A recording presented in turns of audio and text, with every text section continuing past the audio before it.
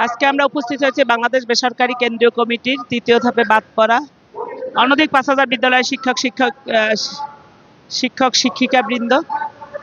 আজকে আমাদের লাগাতার অবস্থান কর্মসূচির পঞ্চম দিন চলমান আছে। আপনারা জানেন প্রিয় সাংবাদিক ভাইয়েরা যে আমরা এই রাজপথে আছি।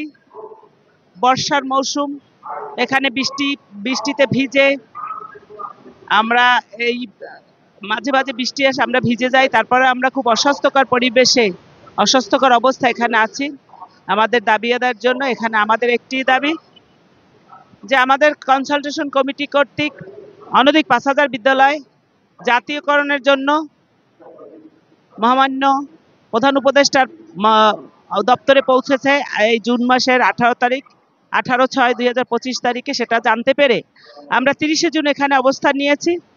আমরা বিশ্বাস করি বর্তমান সরকার বৈষম্য দূরীকরণ করবে এবং আমাদের এই চাওয়া পাওয়া বিগত দিনের, আপনারা জানেন যে যোগ্যতা থাকা সত্ত্বেও এই বেসরকারি প্রাথমিক বিদ্যালয়গুলি দীর্ঘদিন যাবৎ চলমান বিদ্যালয়গুলি এখনো জাতীয়করণের আওতায় আসে নাই বিগত দিনের সরকারের অনিয়ম দুর্নীতির কারণে। যার কারণে আমরা 17, 18, 19 সাল সবসময় রাজপথে এসেছি, শান্তিপূর্ণভাবে সরকারকে বিভিন্নভাবে জানান দিয়েছি আমাদের বিদ্যালয়ের কথা, আমাদের দুঃখ কষ্টের কথা। আমরা এই সকল বিদ্যালয়ের শিক্ষকগণ জাতি গঠন করে দেই, অথচ আমরা শিক্ষকগণ একটি টাকাও বেতন পাই না। একটি টাকা বেতন, একটা মানুষ যদি শ্রম দেয় সারাদিনে, একজন দিনমজুরের বেতন আপনারা জানেন যে বর্তমানে 6 থেকে 700 টাকা, অথচ আমরা একটি টাকা বেতন পাই না। তাহলে আমরা কিভাবে চলি? আসলেই আমরা খুব কষ্টে আছি। এই কথাটা আমরা, আমাদের কোনো এমন কোনো মাধ্যম নাই যে আমরা প্রধান উপদেষ্টার সাথে সাক্ষাৎ করব। আমরা প্রধান উপদেষ্টার সাক্ষাৎ চাই এবং তিনি যদি আমাদেরকে বলে দেন যে সুপারিশকৃত কনসালটেশন কমিটির এই অনধিক বিদ্যালয়গুলি যেহেতু 11টি জেলায় তাৎক্ষণিক ভিজিট করে ফেব্রুয়ারির 28 তারিখ কনসালটেশন কমিটি মিটিংটা হয়েছে, তখন আমরা আন্দোলনকারী বেসরকারি প্রাথমিক বিদ্যালয়ের শিক্ষকেরা এই মাঠেই ছিলাম। 31 দিনে আমরা মাঠে ছিলাম। তখন এই কনসালটেশন কমিটি গঠন হয় এবং তারা তাৎক্ষণিকভাবে ভিজিট করে 11টি জেলা ভিজিট করে দেখে যে আসলে আমাদের দাবি দেওয়া যৌক্তিক এবং সকল শর্তাদি পূরণ করা সত্ত্বেও আমাদের এই বিদ্যালয়গুলি জাতীয়করণ হয় নাই। যার কারণে আমরা এখন একটা পর্যায়ে এসেছি বলে আমরা মনে করি। এজন্য আমরা ঊর্ধ্বতন কর্মকর্তা যারা কনসালটেশন কমিটিতে ছিলেন তাদেরকে ধন্যবাদ জানাই আমাদের প্রধান উপদেষ্টার মহলে যে আমরা 1 তারিখে যে একটা 27 আর 25 তারিখে আমরা একটা স্মারক দিয়েছি, যার পরিপ্রেক্ষিতে প্রধান উপদেষ্টার কার্যালয় থেকে 3রা ফেব্রুয়ারি মন্ত্রণালয়ে একটা চিঠি তারা প্রেরণ করেন, যার প্রেক্ষিতে এই কনসালটেশন কমিটিটি আমাদের পক্ষে সুপারিশ করেছেন আশু সুপারিশমালায়। যার কারণে আমরা এখন স্বীকৃতিটা অন্তত প্রধান উপদেষ্টা জাতীয়করণের ঘোষণাটা দিয়ে দিলেই আমরা এই বিদ্যালয়ের শিক্ষকগণ এই রাজপথ ছেড়ে আমরা নিজ পরিবারে যাব এবং আমাদের উদ্যত আহ্বান থাকবে আমাদের শিক্ষকরা হয়তো অনেকে মেসেজ পান নাই যে আমরা এখানে রাজপথে বসে আছি, কষ্ট করছি, অস্বাস্থ্যকর পরিবেশে ধুলোবালি বৃষ্টির মধ্যে। আসেন, এ লড়াই আপনার আমার সকলেরই। একজন শিক্ষকের লড়াই, একজন শিক্ষকের নিজ পরিবার নিয়ে সুন্দরভাবে বেঁচে থাকার লড়াই।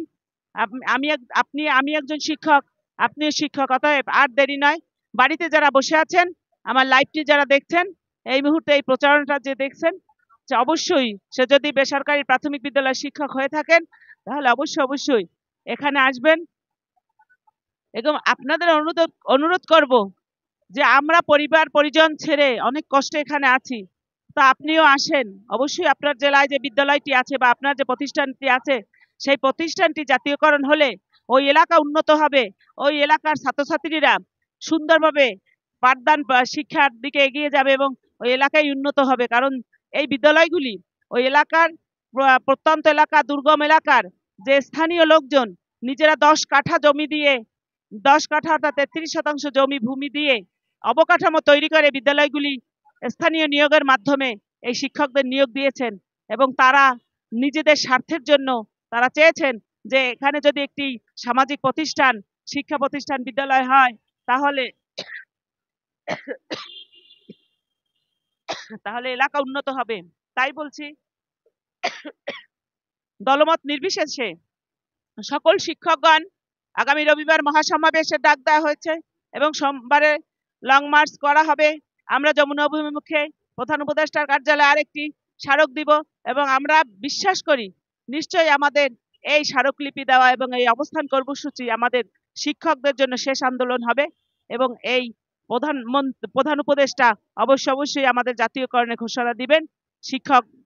শিক্ষকদের আর বঞ্চিত করবেন না, অবহেলা করবেন না, সেই বিশ্বাস রেখে আমরা আপনাদের আহ্বান জানাচ্ছি, আপনারা রাজপথে আসেন। আপনারা আসলে অবশ্যই আমাদের প্রধান উপদেষ্টা মহোদয় সদয় হবেন এবং আমরা প্রধান উপদেষ্টা মহোদয়ের সুদৃষ্টি কামনা করছি এবং আমরা বলতে চাই যে আপনি বাংলাদেশে যে অনধিক ৫,০০০ বিদ্যালয় আছে, এই বিদ্যালয়গুলিকে জাতীয়করণ করা হলে বাংলাদেশে আর কোনো প্রাথমিক বিদ্যালয় থাকবে না, বেসরকারি প্রাথমিক বিদ্যালয় থাকবে না এবং আপনি যেহেতু দেশ সংস্কার করছেন, ইতিহাসে স্বর্ণাক্ষরে লেখা থাকবে যে বাংলাদেশের বেসরকারি প্রাথমিক বিদ্যালয় সকল বিদ্যালয়কে চলমান বিদ্যালয় শর্তহীনভাবে অনধিক ৫,০০০ বিদ্যালয়কে জাতীয়করণ করে এই দেশ অন্তর্বর্তীকালীন সরকার জাতীয়করণের সমাপ্তি ঘোষণা করেছেন।